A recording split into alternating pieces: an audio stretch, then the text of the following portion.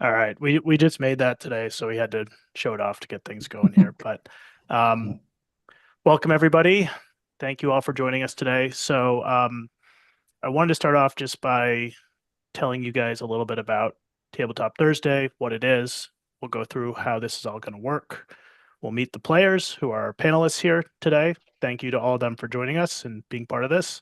And then I will turn it over to Stuart, who is our facilitator, and he will start the actual exercise. So I forgot to do one thing. Bear with me 1 second. Lost my Zoom window here.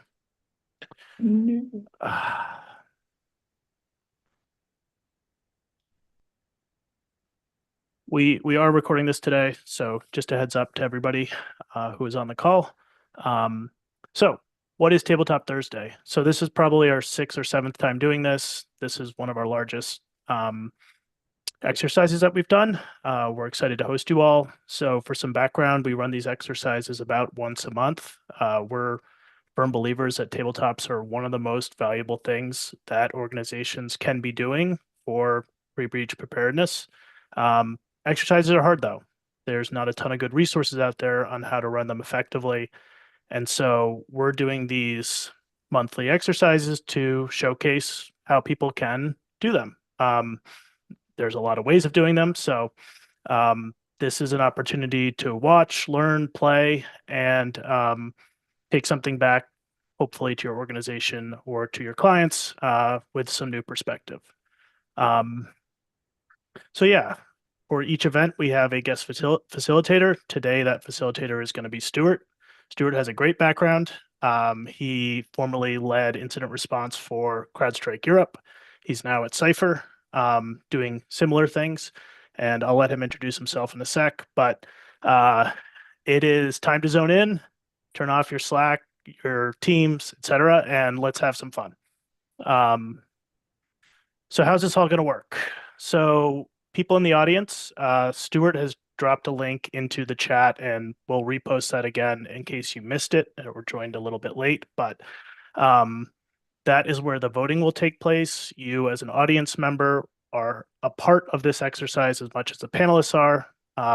One of the key things we're doing here today is looking at team decision-making and confidence around decision-making. So the way this is going to work, Stuart will reveal the inject, which is the scenario here. Everyone will vote. If you can vote quickly, that would be appreciated.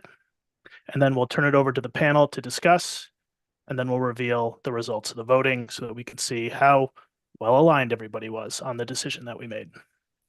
Drop any questions in the chat. Feel free to keep the chat active. This is meant to be fun for everybody, so definitely be part of the exercise as we go along.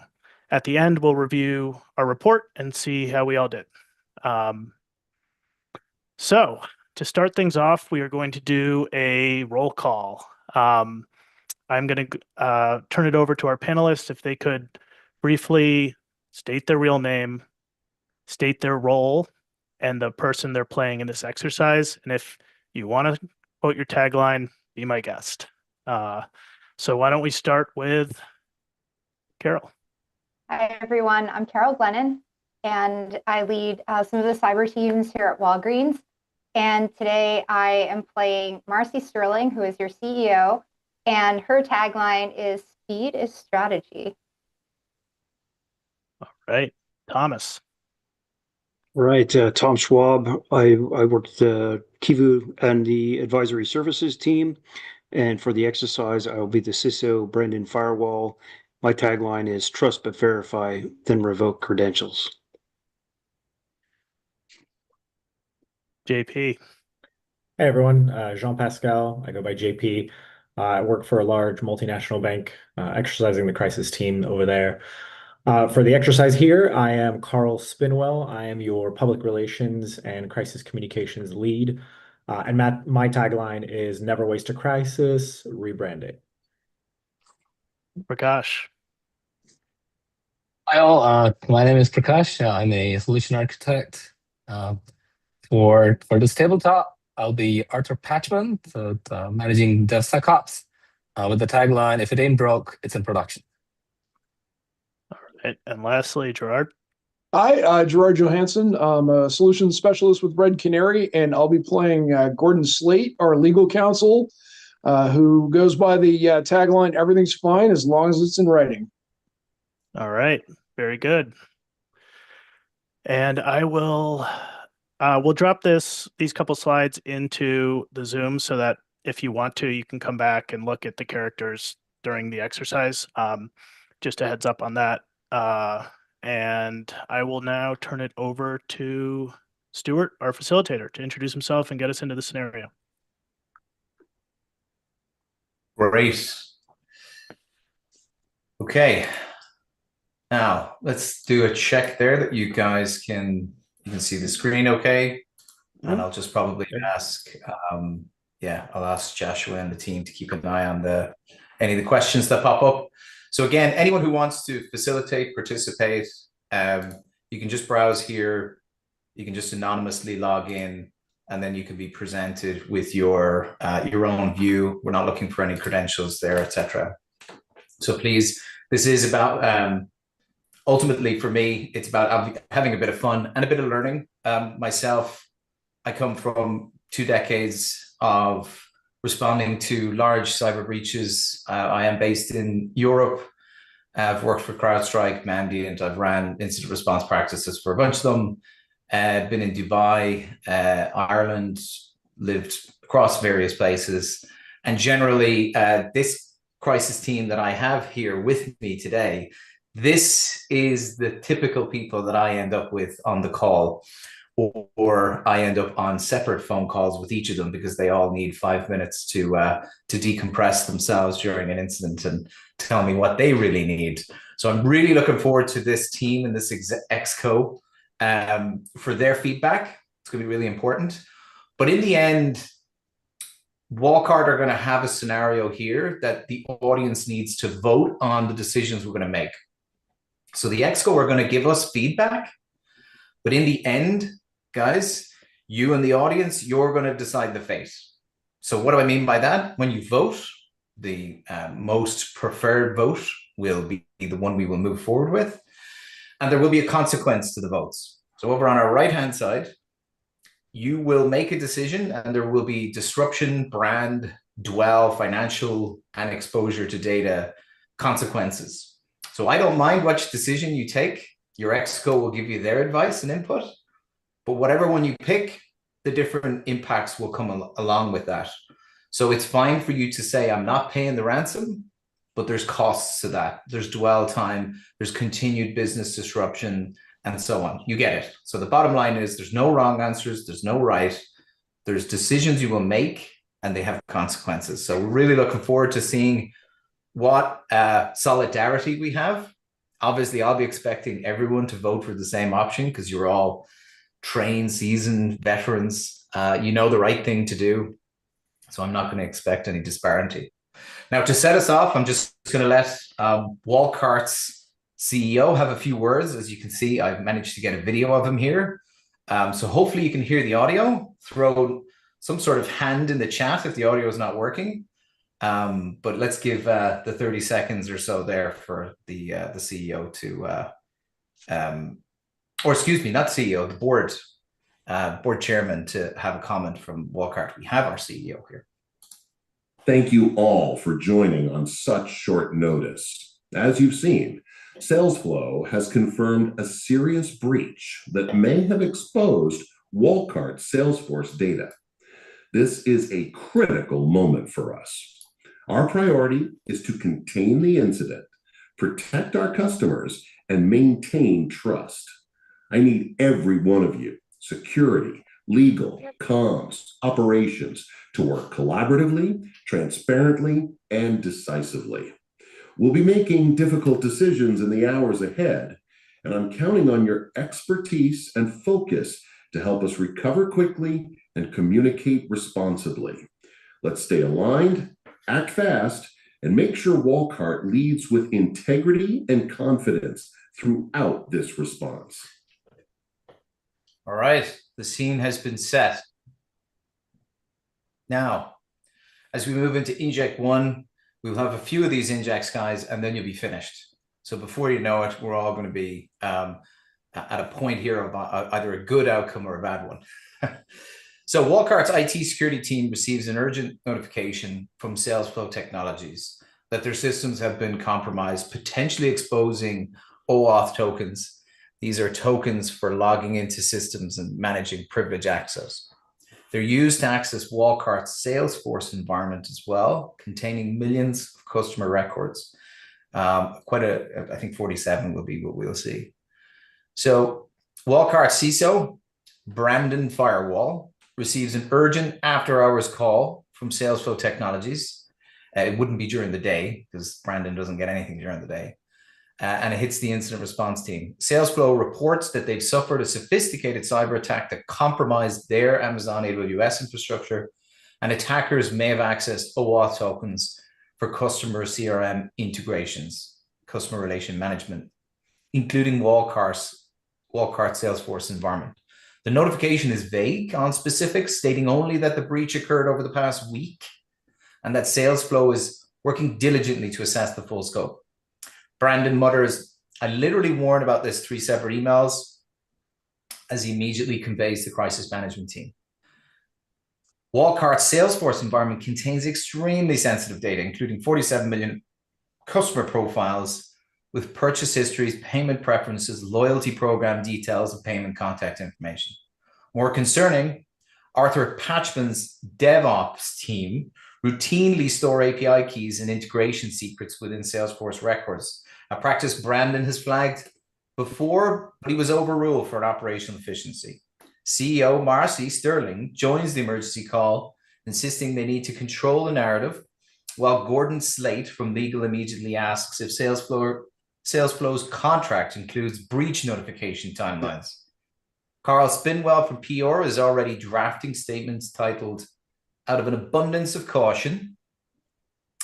The team has minimal information from Salesflow and must make immediate decisions about containment and investigation, while Salesflow provides only limited details about their ongoing incident. Now, before I turn over to the Exco for their opinions, as it's the first inject, I just want to give that guidance.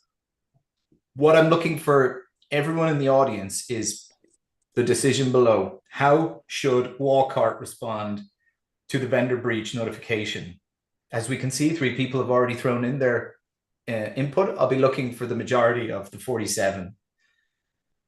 The 3 options are immediately revoke Salesflow's Salesforce access and begin an internal investigation while demanding detailed breach information from the vendor, or implement enhanced monitoring on Salesforce while maintaining the Salesforce integration until receiving more definitive evidence of the compromise, or activate a full incident response, including Salesforce audit and credential rotation and parallel investigation with external forensics firms. Now I'm going to stop and I'm going to turn over to the experts here for their input, not necessarily which is the best option. The audience are voting on that, but we need experience here. So I will turn over to our expert panel here. And I suppose we can maybe just in no particular order, we can start off Brandon and then have the input from there, and everyone else. I'm looking for your input. And by the time we're finished, hopefully that 14 votes will have crept up to our, I think 47 is what we have in the audience. And we'll then reveal the choices and we'll move on and see how this progresses. But right now, Brandon, over to you. All right, thank you. So my 4 initial thoughts were immediately revoke all the tokens that are associated with this. Consider blocking AWS traffic. It depends on what the overall business impact would be, which I don't necessarily know at the moment. Certainly revoke all creds that are associated around this, both especially external creds. And then in terms of the API keys themselves, without knowing the details around that, what applications, databases are tied to those API keys that we could immediately isolate from this environment to certainly anything around the 47 million customer profiles that we could isolate to minimize that data being exfiltrated out or leaked or accessed. Gotcha. That's my initial thoughts. Thank you. Anyone else want to jump in, or will I start nominating? I can Well, my jump thought in. is the more. Sorry, no, go ahead, Karen. No, please go ahead.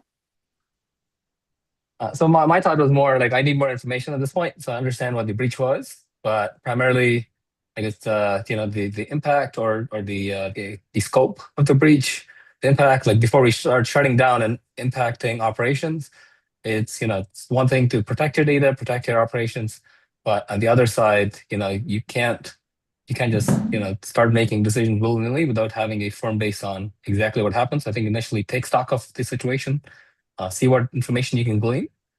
Then, depending on what's again, it's not a perfect world. You're not going to have everything, but I think once you step back, take a look, then I think things may or may not become clear. But start shutting things off, I think might be a little premature.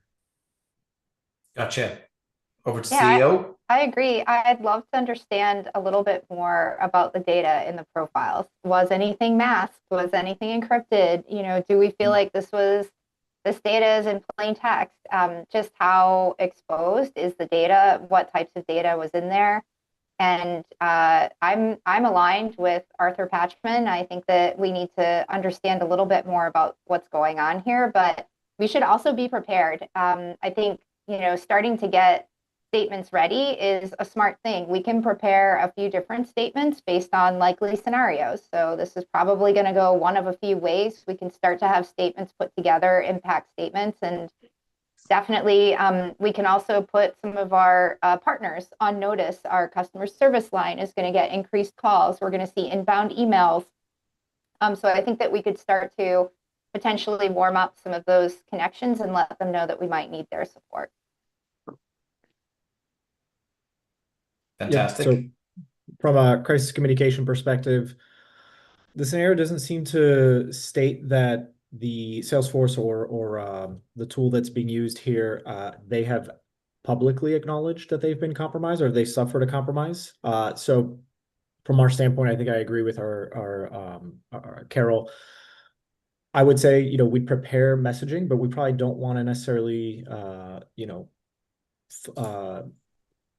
go ahead of the vendor and their public messaging. We probably want to follow closely, but that could depend on how they're responding to this in the next few hours.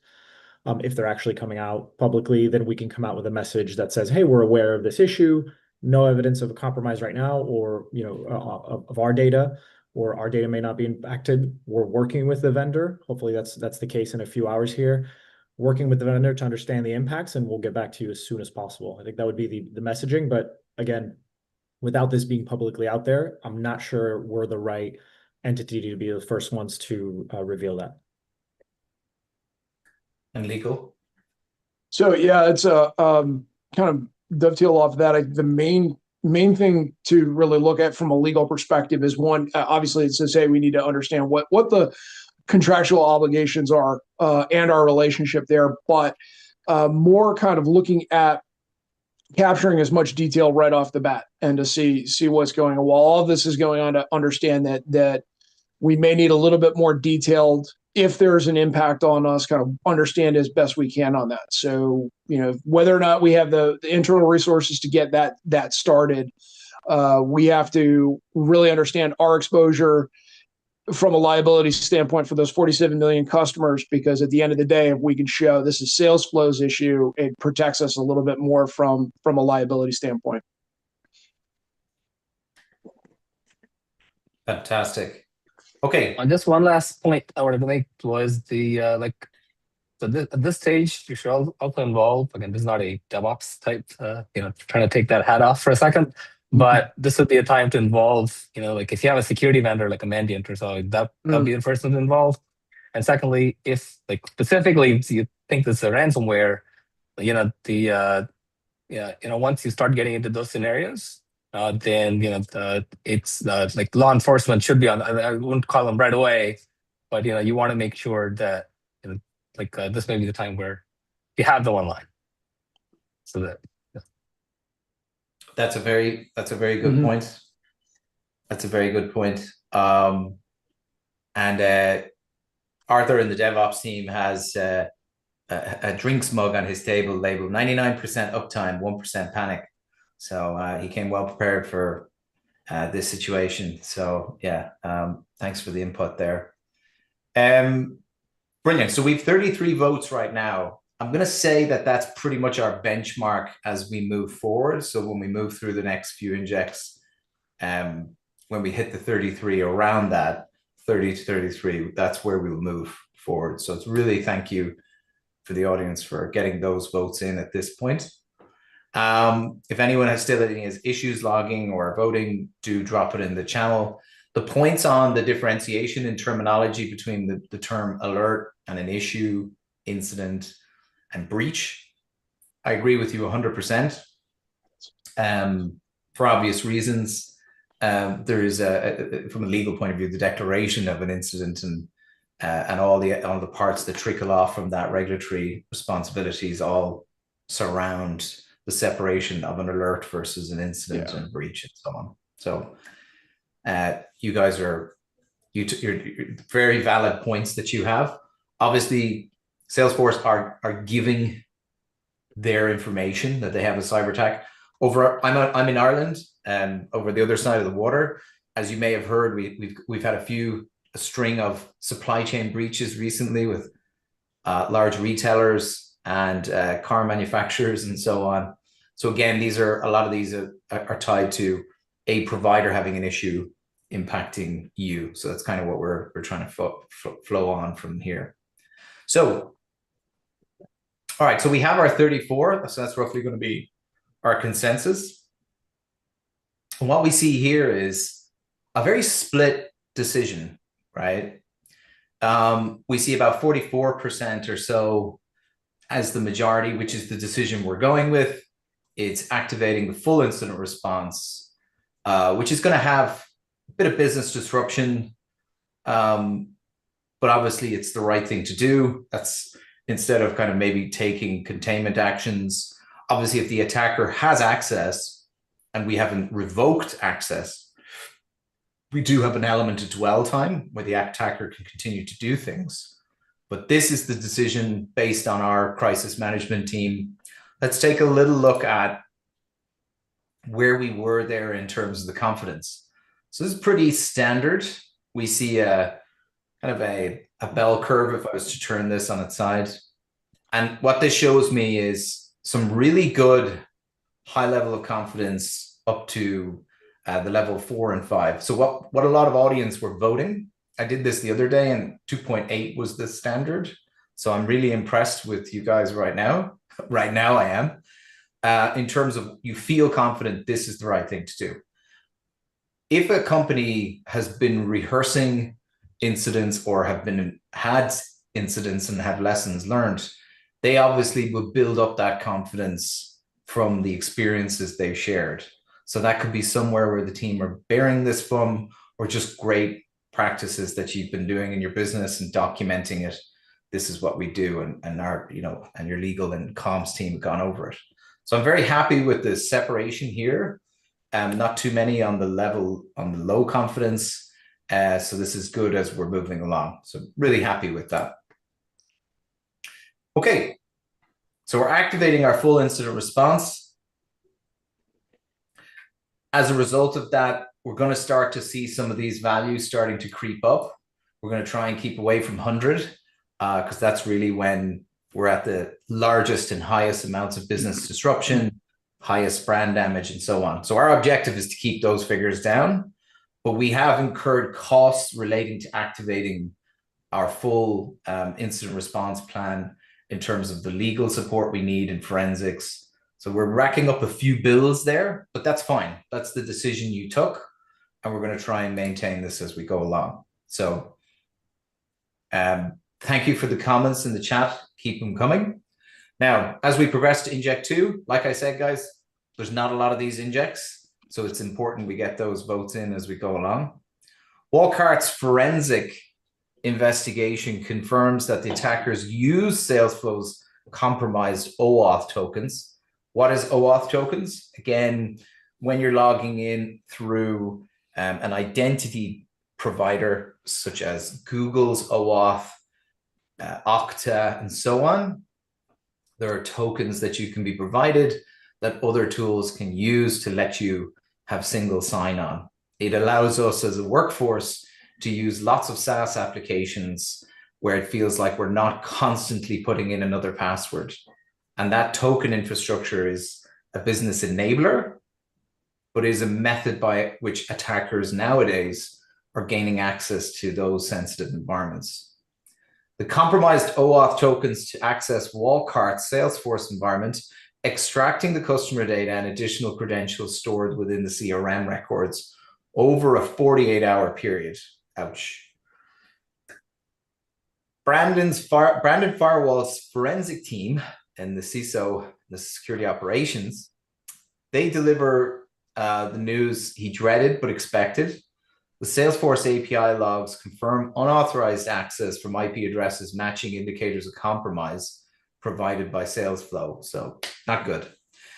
The attacker or threat actor used Salesflow's legitimate OAuth tokens to query customer records, extracting data on approximately 3.2 million Walcart customers, including names, addresses, purchase histories spanning over 3 years, loyalty card numbers, and email addresses. Brandon updates his laminated lessons learned bingo card with third-party token compromise, called it. The access occurred over a considerable time, 48-hour window, 3 days ago, with sophisticated queries targeting premium loyalty members. More critically, the investigation reveals that Arthur Patchman's team had indeed stored integration credentials in Salesforce custom objects, including API keys for the e-commerce platform and database connection strings. Security logs show the attacker specifically queried records with the keywords like API, key, and token, exactly the attack pattern Brandon warned about in his unread risk memos. Marcy Sterling immediately convenes an emergency board call, demanding to know how we control the narrative before the market opens. Carl Spinwell is already working angles. We're leading the transparency wave. Excuse me. Gordon Slade interrupts with, per the contract, we have 72 hours for GDPR notifications. We can insert any notification regulatory aspect there, guys. We don't have to focus on the GDPR.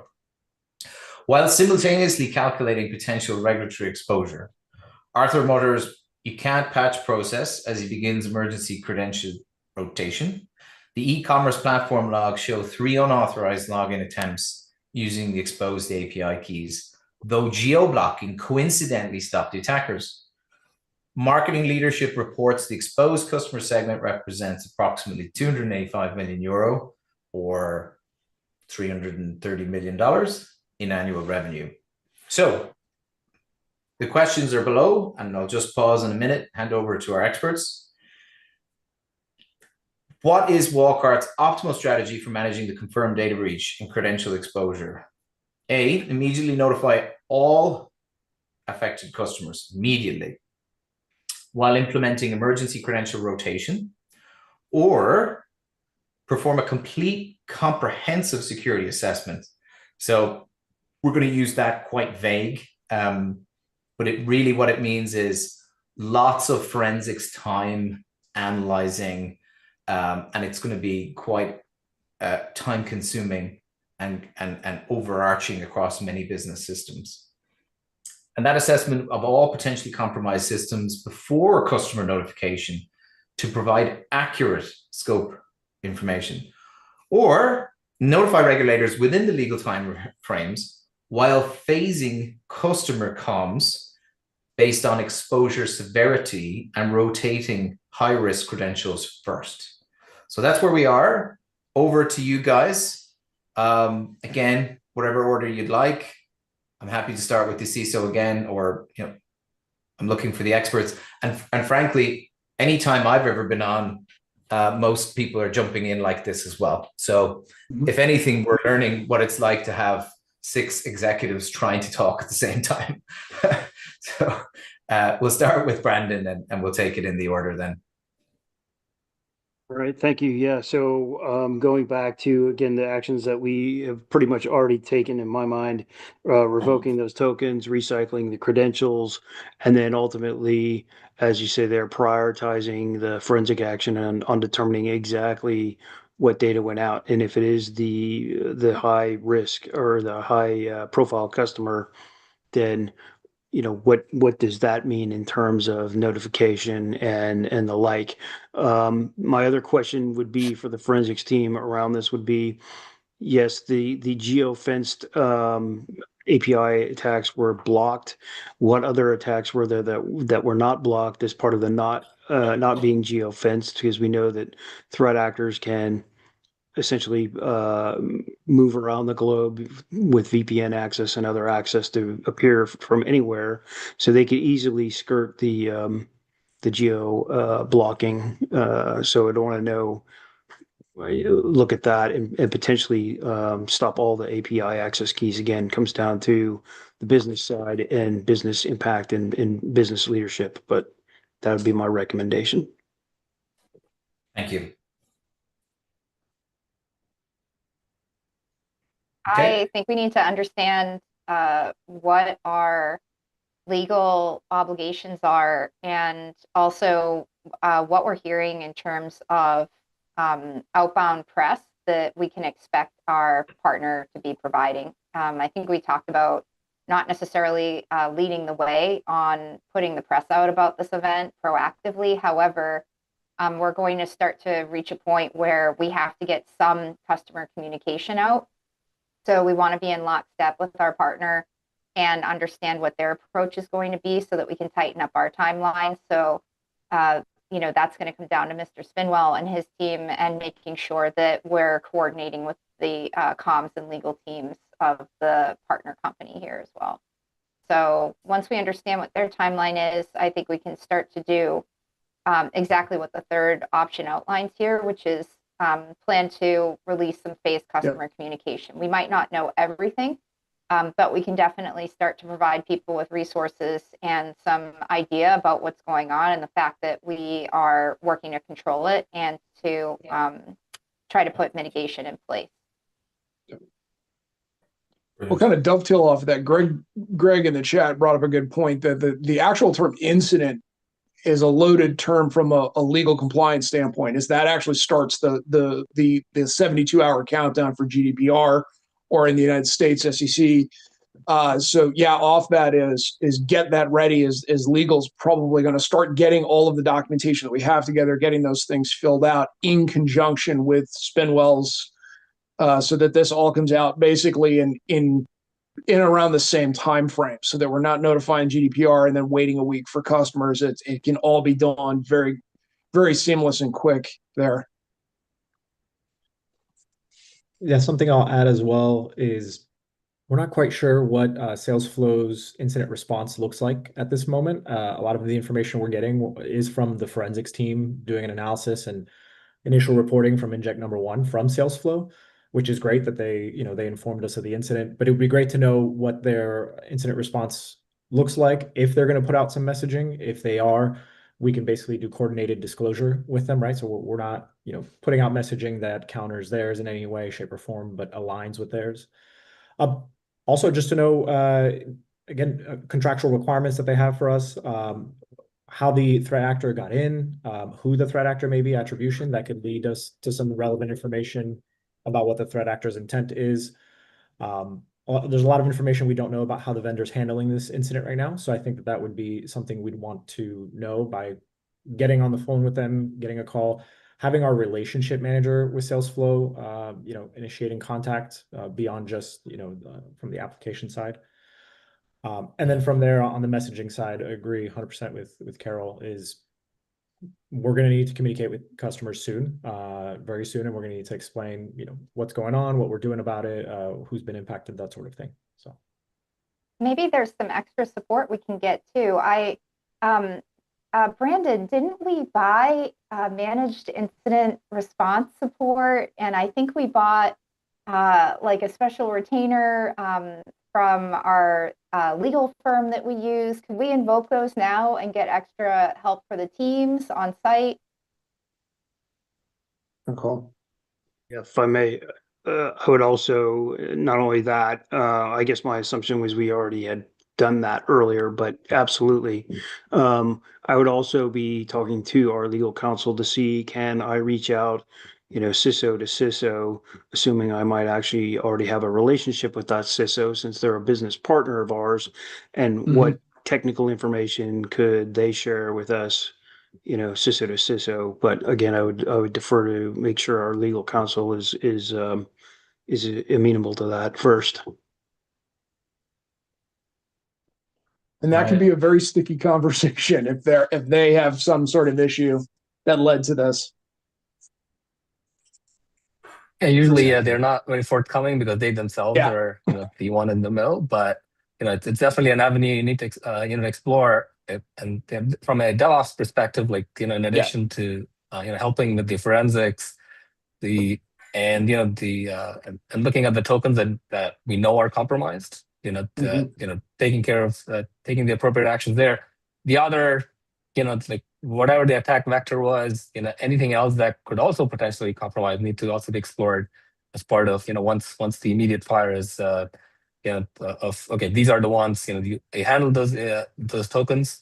Once those tokens are taken care of, you need to kind of expand it so that look at what else could have been and potentially treat them as such and keep moving while the forensics team are doing their job and all the comms are going out and so on, just to make sure that there are like once there's an exploit,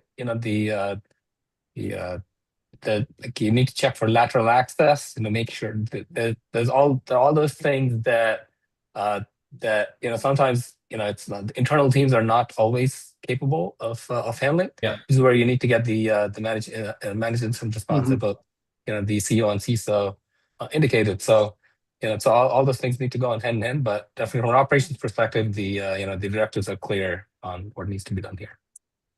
Right. And obviously, go ahead. Sorry, no. What? I was going to say internally, we would certainly obviously have increased heightened awareness, eyes on glass in terms of looking at are there other systems compromised? Do we see any lateral movement? Do we see any privilege escalation? Do we see any new accounts created? All of those, typical indications of compromise areas, certainly. Fantastic. Someone mentioned internal communications as well. So assuming communications to employees, management. I would say right now, if we're not putting anything out yet, we're still uncovering the scope. We'd probably prepare something, but hold off. I will say though, once you do have business impacts, so no longer access to sales flow, maybe that impacts some capabilities downstream, services, that sort of thing. Employees are going to know and they're going to start asking questions. So we want to push out that messaging as well. We would tier our messaging, right? We'd have certain messaging that goes out to the public, certain messaging that goes out to employees, knowing that whatever goes out to employees is probably going to leak out, or there's a high chance. So we don't want that to contradict any of our public messaging. And then we'd want to make sure that it cascades down from leadership. They're informed, they share information with their employees or guidance, so that we can sort of disseminate that information to the appropriate folks. So fantastic. This is why we have the experts, and a lot of what everyone is saying, there's an impact either side of it. So I'm going on the 28 there. Next time, obviously, we'll try and get back up to the 33 votes, but I appreciate some folks might be, abstaining or didn't feel like there was the options, etc. So we got a little bit more consensus here, as we can see. The confidence is still up high, which is great. Not a lot of people voting on the low. So again, people look to be going to things like they've done this before or they've tested this. So that's great. And we will be going with notifying regulators. So our CEO will be happy with that. All right. So as we move on, we progress through, so we can still see our interruption is climbing up. You guys are doing a great job there. Obviously, some other aspects are taking a little bit of a hit, but that's okay. We're doing our best here to maintain customers, operations. Salesflow is an integration into Salesforce, for those who aren't aware. So the whole idea is it's a plugin. Yeah. All right. Walcart's threat intelligence team discovers samples of stolen customer data being advertised on dark web forums. Major media outlets begin reporting on the breach after affected customers report suspicious phishing attempts, intensifying public scrutiny and customer concern. The situation escalates dramatically when Brandon's threat intel team discovers a dark web forum posting advertising Walcart premium customer database, 3.2 million records with purchase history and loyalty data, 450,000 euro or $570,000 in cryptocurrency. Brandon's dry humor kicks in. Well, at least they valued our data correctly. Sample records posted as proof include legitimate Walcart customer information matching the compromised data set. Within hours, several Walcart customers post on social media about sophisticated phishing emails referencing their recent purchases and loyalty status. Carl Spinwell bursts into the crisis room. We need to rebrand this. We're not victims. We're transparency leaders. Major news outlets include Reuters and The Guardian push stories with headlines like major retailer Walcart suffers data breach through third-party vendor. Marcy Sterling is already on calls with investors, insisting speed is strategy, while Gordon Slate shouts across from the room, Your Honor, I mean, Marcy, everything we say can be used against us. Walcart's customer service centers are overwhelmed with calls from concerned clients, customers. Social media sentiment analysis shows 68% negative mentions with trending hashtags, including Walcart breach. The company's stock takes 4.2 nosedive. In trading, Arthur Patchman is frantically deploying emergency patches while muttering, if it ain't broke, it's in production, and now everything's broke. Meanwhile, Salesflow has issued their own public statement, accepting responsibility, but providing limited details, creating messaging inconsistencies. Gordon immediately starts drafting indemnification demands, while Carl tries to file and find the silver lining angle for the press. So here on the votes, we're looking for how we should manage the public relations and that overall sentiment and narrative. We launch an aggressive public relations campaign emphasizing the vendor responsibility, what they did, while offering comprehensive identity protection, or implement direct customer engagement, more of a focus on our client, with personalized outreach plus executive accountability statements. So again, Carl and the team writing, this was me. I'm sorry. I take this one, and giving out offerings, which again usually will cost a few $1 million, or focus on transparent disclosure of attack path details while positioning Walcart as a victim, an industry leader in third-party risk management improvements. All right, we've got 8 there. I'm going to hand it over to our specialists for a bit of a quick one. We're going to try and narrow down the feedback a little bit there. I'm conscious of time.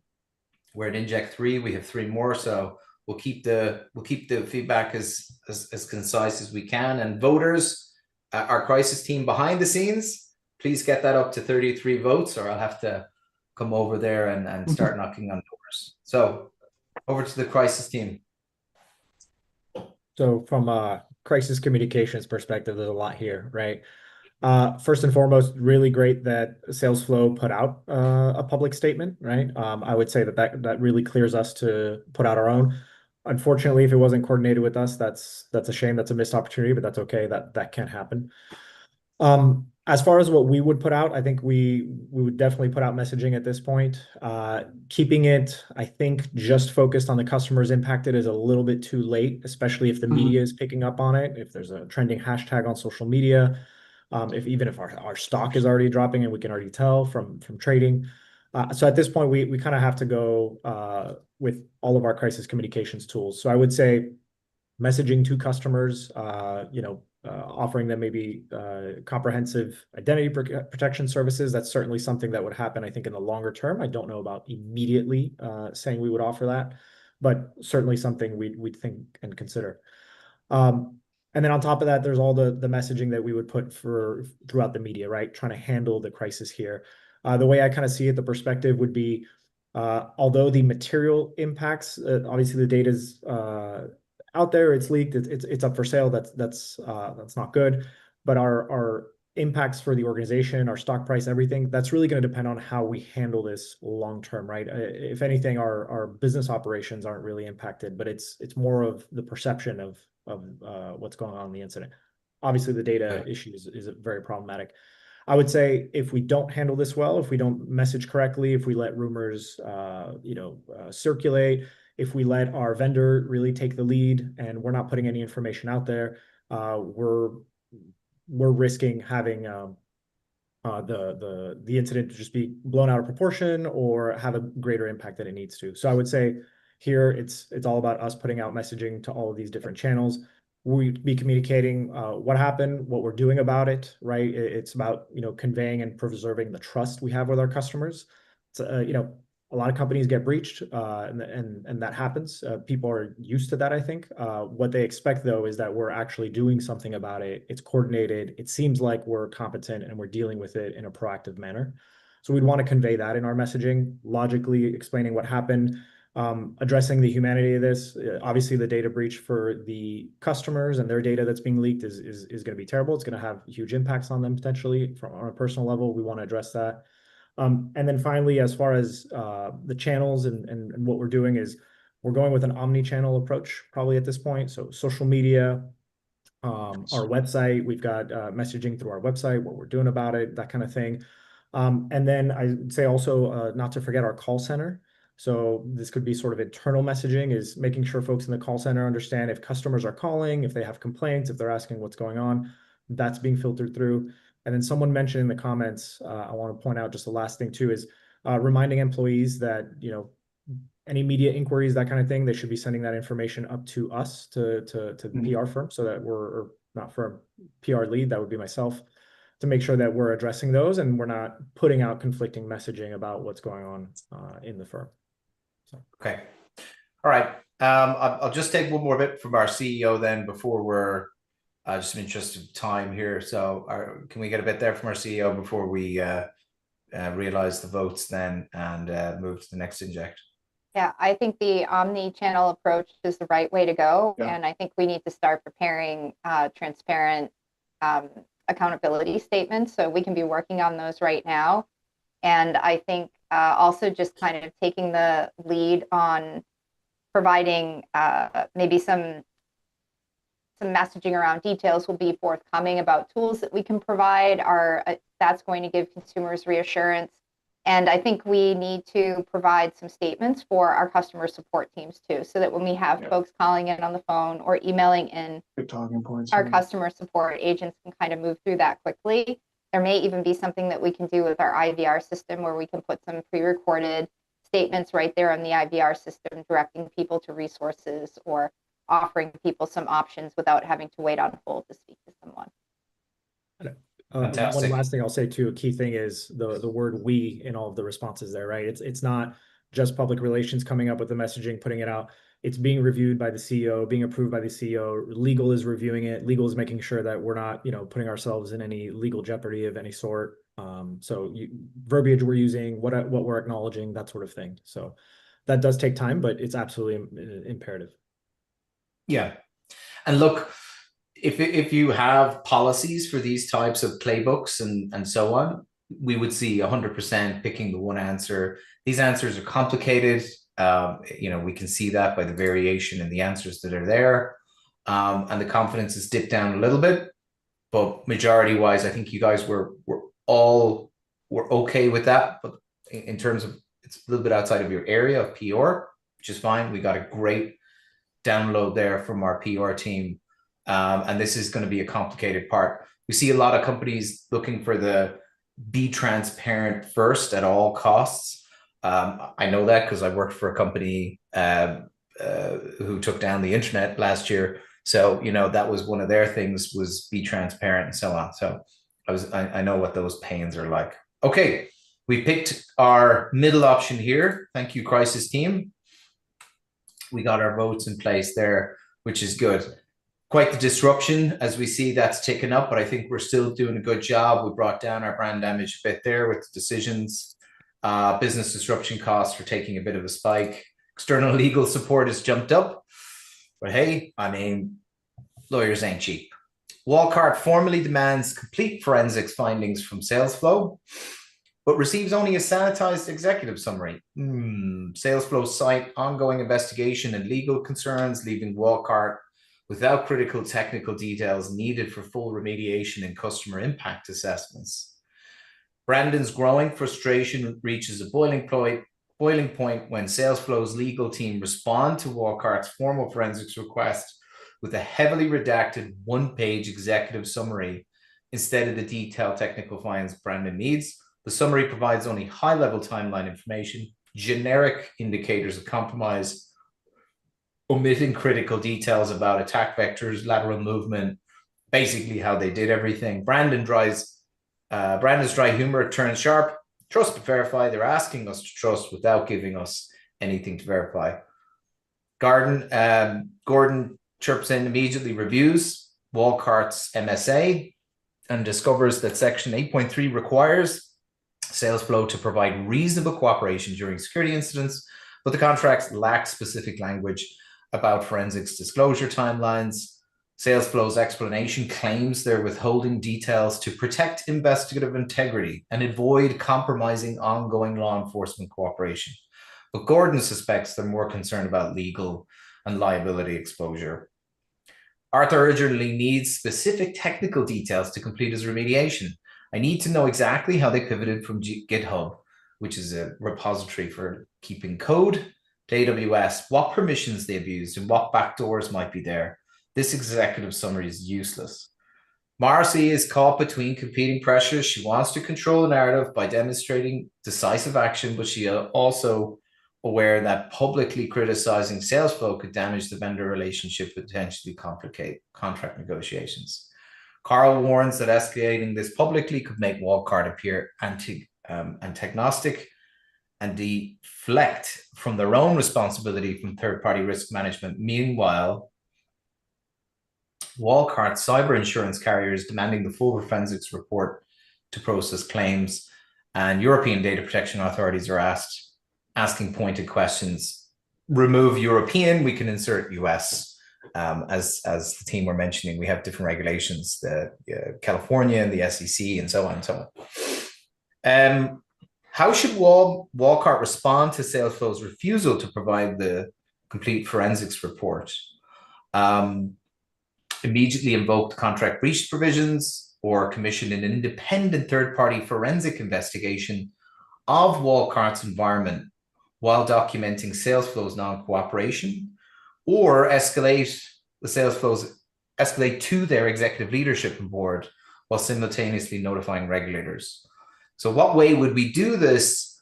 And note, this is the real world kind of scenarios we're all thrown into, right? In today's SaaS-driven ecosystem of applications being used. So over to the experts. We want this 8 to be 30. But yeah, let's hear from you guys, short and concise, because we have 2 more injects before we're finished. So from a kind of a legal perspective, full caveat, not an attorney, but one of the things that I would highly recommend and where we would probably take this is to engage an outside counsel to really help with that. That term of reasonableness is often something that has to be hammered out later in terms of a procedure, but basically bringing in something, and I would even recommend a full independent forensics firm to come in and validate a lot of this, because this is definitely, if we're in this kind of situation, there's a potentiality that we're going to have to extract some damages from that service provider. We want all of that information to be as best and pure as possible. Okay. And just looking through the options in general, like what happens in these situations is that, like a lot of options look good, but they're like, if this is an immediate crisis, you need an immediate response. You can't have some of these actions that take, days or weeks sometimes. Like regulator, it doesn't like sit by the phone and take your call every time. So So that's kind of something to keep in mind. And sometimes, you take a couple actions, but really what's important for the exercise is, what are you doing right now? Right? That's really what's critical. The second aspect is, it's really important, what the sales flow in this example, what their response is and how they help you, because not only does it materially impact what your response is going to be, but also in the future, like because you need them at this point in time. You can't just chuck them away because of how deeply they're integrated. At the same time, you have to have a view to the future. And okay, you know what? Maybe there's an upcoming contract negotiation. Maybe there may be damages that we may be liable for. Like how much can we pass it on? So there are a lot of those aspects that also need to be kept in mind. Fantastic. 6 more votes, and back to the Exco. Yeah, I think this highlights just how dependent you are on the third party. And maybe they're only providing this information because that's all they have, right? They might not have good forensics on their end. Yep. It could be destroyed, right? Could have been a rebuilt environment that they didn't preserve evidence as they were rebuilding frantically because they want to help you. If you re-image everything, you kind of destroy all the evidence. So you're totally right. We're at the 30 there. Really good input by the team. I'm learning a lot myself here. So fantastic. We are at a little bit of the dip of the confidence levels. I don't know whether your energy levels are dipping or the confidence levels, but I still see the highly confident here. So fair play. But we can see some of the pure speculation now creeping in, which is fine. And again, we're quite split across the decisions. Some of us here have been in boardrooms and wherever it's really just shouting matches, CFO competing with priorities of the digital strategy team and the CTO and the CIO. Sometimes it can be a bloodbath of just complete separation. And the CEO often has to just step in and say, okay, this is what we're doing. Here, you've decided narrowly to really do the last one, escalating to the regulators, kind of the bully. I don't know what the term would be used, but yeah. So before we move on then, Marie, what does our CEO think of this decision? Happy, or what's your view as we move on? I'm not particularly happy with it. I think that it's going to be a long haul. I don't know how much we're going to get done in the meantime. I was reflecting on a comment someone made towards the beginning, maybe on the second inject around law enforcement. If law enforcement has been engaged for this, that may be, an opportunity for us to lean into a little bit and see if they might be willing to share some direction or a little bit more details about the incident in return for being participatory and being able to gather some information from us. So they may be willing to lend a hand. I think there may still be other avenues to explore.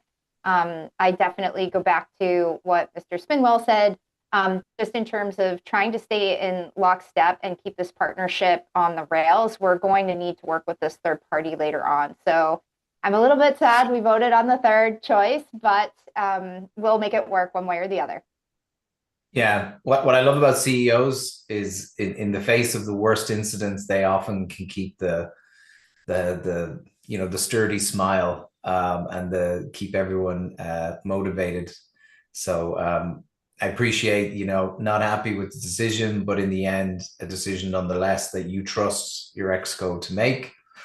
So we've kind of hit up on the disruption. We've had a few different other impacts. Sorry, Stuart, I just want to butt in quickly. Since we are at time, I do want to be respectful of everybody's time in case any of our panelists do need to run. So I know we only got through 4. We can continue going if the panelists all want to keep going. But I just wanted to get a quick check on everybody. I can stay for another 5, and then, man, I got to go brief the board on this incident. Okay, we're going to keep the exco are going to give 1-line feedbacks. That's what we're giving, okay? But we've got our disruptions and we're ticking up here. So let's get through this and see how we go.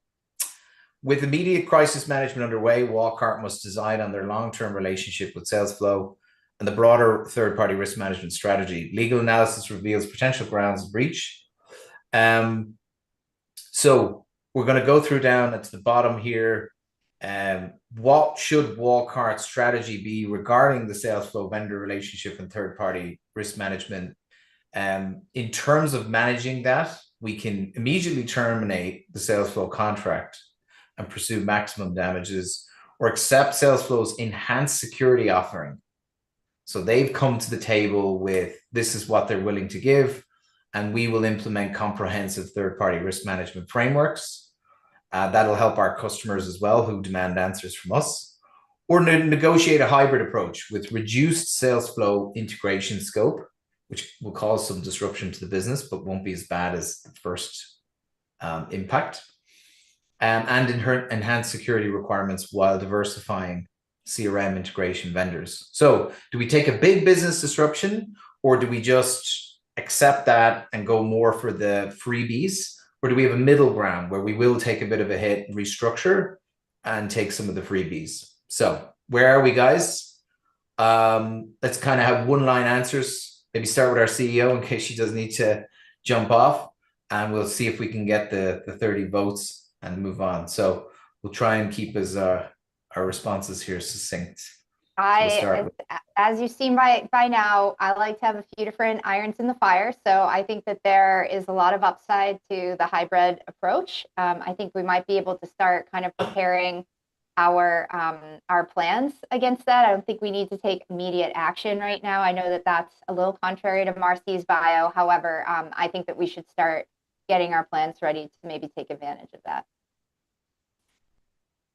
You heard it. There's a wealth of experience behind that statement. So, CISO, what are we thinking? Yeah, I would say I agree with the hybrid approach, and I would definitely be looking into all the security controls that would be put back into place or were compromised here. And sorry, my network dropped, so I might have missed some of the previous there.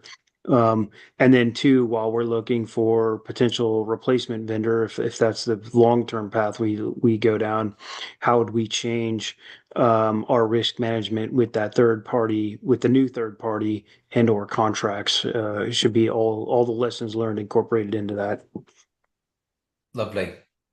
And legal counsel then, Gordon Slate.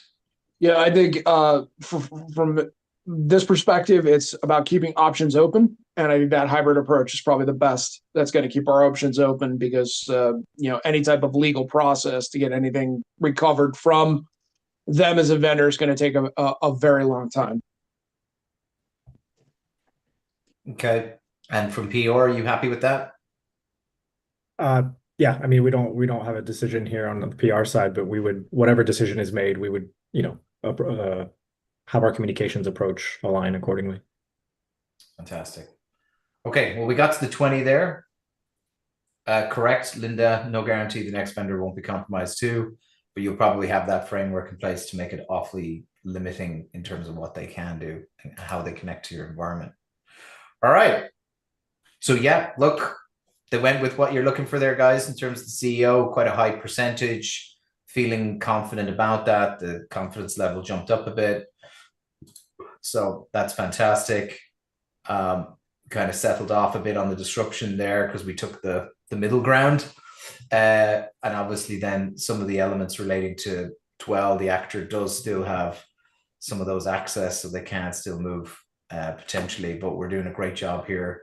Obviously our bills are racking up, but you're doing an excellent job managing that. Walcart conducts their comprehensive lessons learned analysis, focusing on third-party attack paths, vendor security. The board has approved major investments in vendor risk management capabilities to prevent similar incidents. Brandon Firewall presents his post-incident analysis and helps kind of convey what had occurred and how much investment is going to be needed to protect this. So, in the interest of time, how should Walcart structure their third-party risk management platform program, bearing in mind that we want to convey to the market, clients, customers, partners, we've done the right thing here. Do we implement an enterprise vendor risk management platform with continuous security monitoring? So pricey, it's going to have a big price tag, plus automated vendor assessments and real-time threat intelligence integration. So, Rolls-Royce, the money is going to be in that part. Or do we develop comprehensive attack path analysis capability, mapping across our systems, our identity relationships, micro segmentation, which means cutting up the network into tiny pieces? Great for security, makes it harder for the business to be agile. So it's a disruption.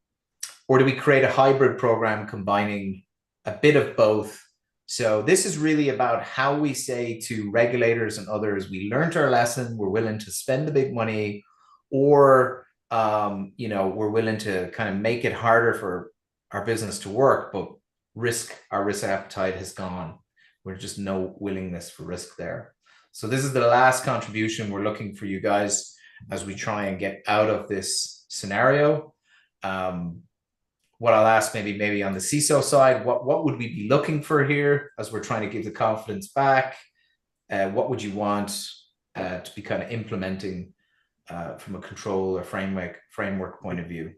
Certainly. The security guy side of me would say we'd want to go more with the micro segmentation, but it depends on how much of a business impact that would be, because I also recognize that at the end of the day, the business has to run. So then it becomes what's the risk and what is ultimately the executive leadership willing to accept.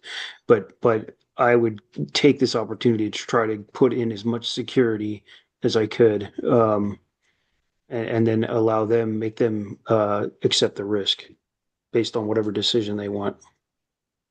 Okay. And then lastly, from our DevOps. Yeah, I think the critical piece here is a lot of this funding usually only becomes available after an incident. So I think the ongoing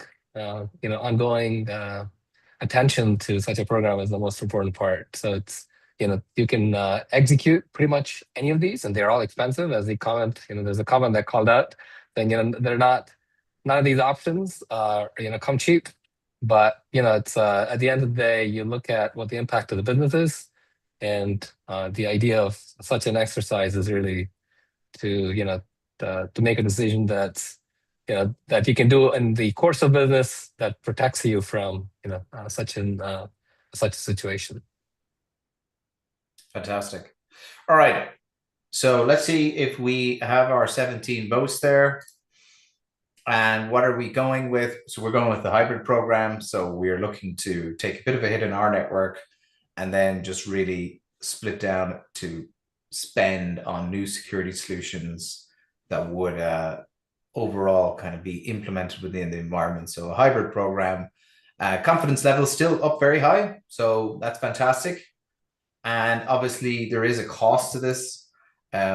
So yeah, our disruption went up a bit because you had to implement a lot of that and your costs there. I don't have the commas. My wife said to me, you need commas in this display. Otherwise, no one is actually going to know, is that 1 million or 100,000? I totally agree with her. I do apologize. But this is for those who are, it's 1.2 million euro. So I'll tell my wife that you all agree with her. All right. I want to take a moment to thank each of you for your dedication and professional. Nope.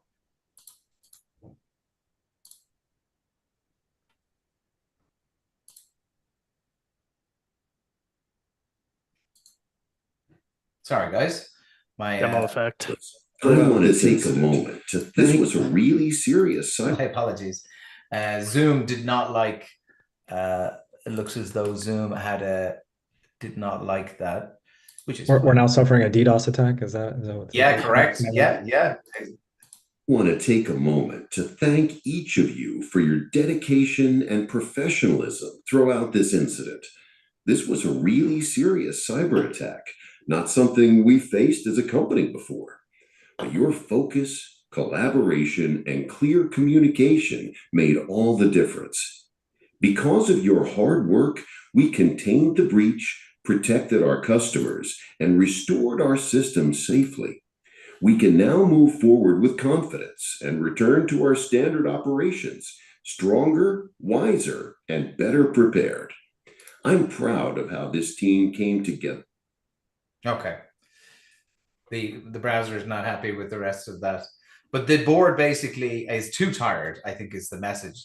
They're exhausted from this cyber attack. And as much as they want to convey their thanks to you, they are basically running out of memory, what seems to be. But that does conclude the incident. On the right-hand side, you guys see what cost you bore. Ultimately, different decisions you would have taken, you would have ended up with a different interruption to the business and so on. I think you did a great job there. But ultimately, you have to live with the costs that are associated. All cyber attacks have them. But I feel as though with the confidence levels you guys had and the decisions you made, I hope you use the wisdom and expertise that our exco shared with you to bring to your next rehearsal. And over to you, Robert. Yeah, thank you very much, Stuart. That was awesome. A lot of fun. Hope everybody enjoyed it. I want to, oh, there goes the rogue video. That was him coming back to life. Big thank you to our panelists for coming out and doing this. I hope you all enjoyed it. The one thing I'll mention is we didn't get to showcase it here, but we're going to invite everybody to an account, an Ally account, where you can review our reporting of this incident. That's one of the main products that we build here. And so I want everybody to get a chance to see that. So that'll be part of the follow-up. We will be sending a survey out. So let us know your thoughts on how this went. And if you have any things that you'd want to see improved, this is something we are going to continue doing regularly, and we have a ton of fun doing it. So we hope you come back next time as well. Thanks so much, everybody. Have a great afternoon. Thanks, Robert. Thank you, everyone. Thank you for your time.